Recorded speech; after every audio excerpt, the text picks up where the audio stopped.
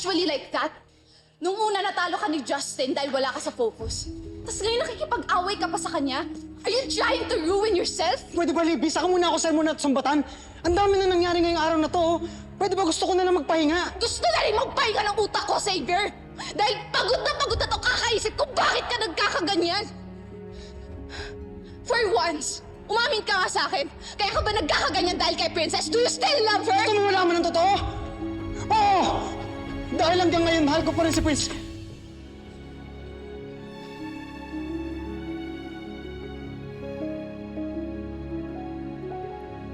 I'm sorry, hindi ko sinasadya. Libby, sinagot ko lang yung totoo. Yun ang hiling mo, di ba? Pero yung princess na yun, hindi ka na mahal.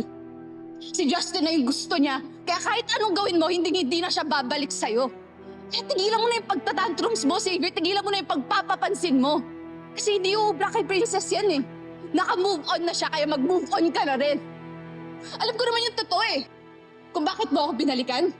Para pagselosan siya, di ba? Pero sige, tinanggap ko yon. Hoping in the process matutunan mong makalimutan siya. Pero hindi eh.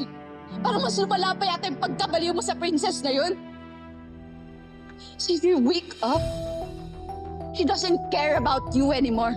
And you have no choice but to stick with me dahil ako lang yung may pakialam sa'yo. Xavier, you lost your best friend. You lost Princess. Your mother is still missing. You have no one but me.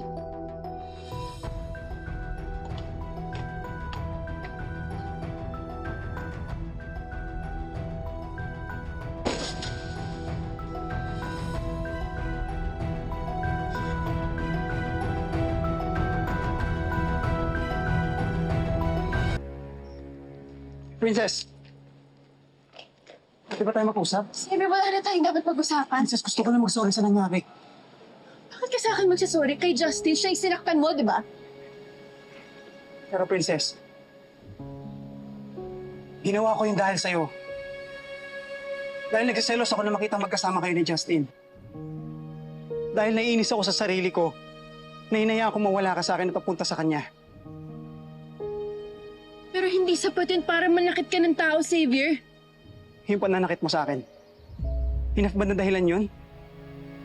Enough ba na dahilan yung kapakanan ni Libby at hiling ng mama mo para saktan mo ako? Princess.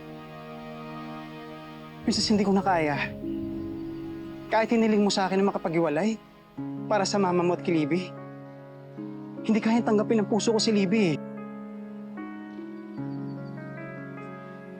Princess, baka pwede na natin tong maayos. Okay naman na si Libby. Huwag na natin pahirapan yung sarili natin.